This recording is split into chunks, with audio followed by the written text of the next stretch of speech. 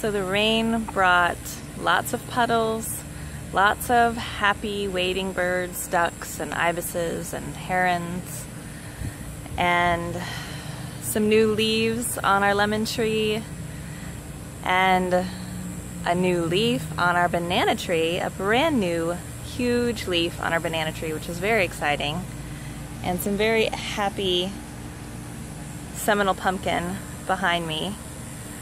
Not sure if you follow my vlogs, but it's been raining a ton lately, and every single vlog I've been doing lately has been a wet vlog.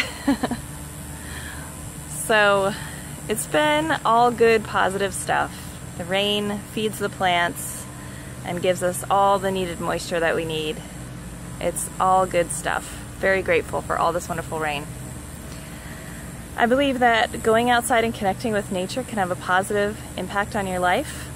If you're new to this channel, I make a vlog about 5 times a week. So I will see you soon, but only if you subscribe.